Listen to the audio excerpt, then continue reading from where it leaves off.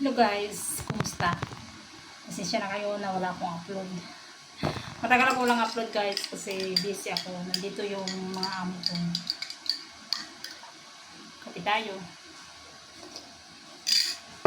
Hindi sila nag-overseas.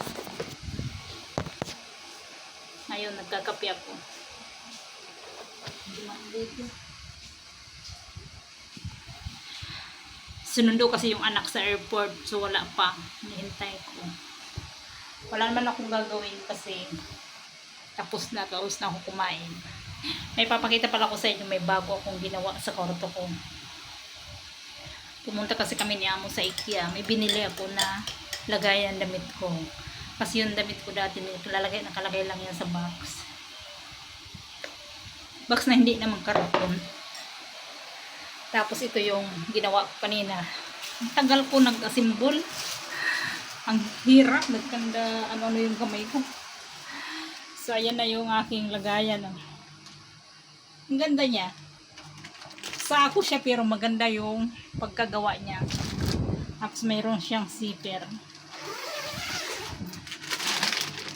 Diyan ko nilagay yung mga damit ko kasi para hindi malikabukan. Dati dyan yan siya nakalagay. Tinanggal ko yung mga box. Yung wala ng laman yan. Tinanggal ko, nilipat ko doon at yan yung mga bubot ko mamaya.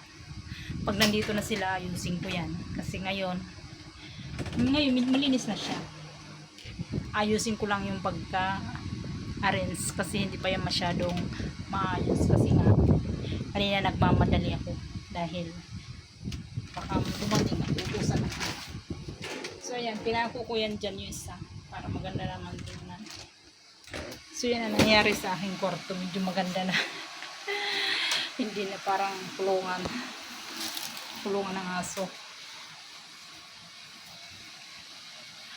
Kape tayo. Nagkakape pala ako dito. Kumain ako ng kanin kaso parang napagod ako. Kaya nagkape ako. Nandito yung pilot namin darating. Ako 2 linggo na naman dito. Hindi naman ako makapag-video nito. Dahil pang utos. Pag nandito kasi sila, hindi ako makapag-ano. Video kasi. Siyempre makita ako. Laki ng luya guys. Oh. Ang cute pa ng luya eh. Parang simukha ako. Ang laki. So yung aking ginawa ngayong araw yung lagayin ko na namin. Ito pala yung manok na nangingitlog. Ito siya oh. Ito yung sa Australia nakita ko eh. Kaya pala brown kasi brown pala yung manok. Pero Singapore din siya. Healthy na ano itlog. Mas meron kami bagong lagay ng tubig.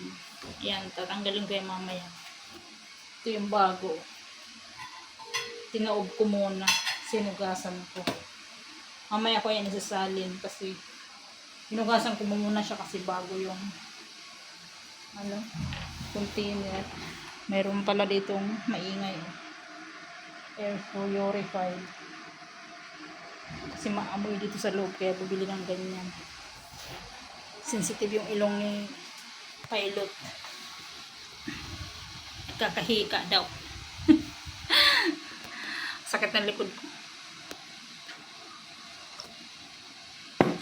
So yun lang guys ang aking update ngayon. Pasensya na kayo wala akong video. Busy yung walang time dahil nandito si Amo. Lagi kayong magkasama. So yun lang guys ang aking video. Thanks.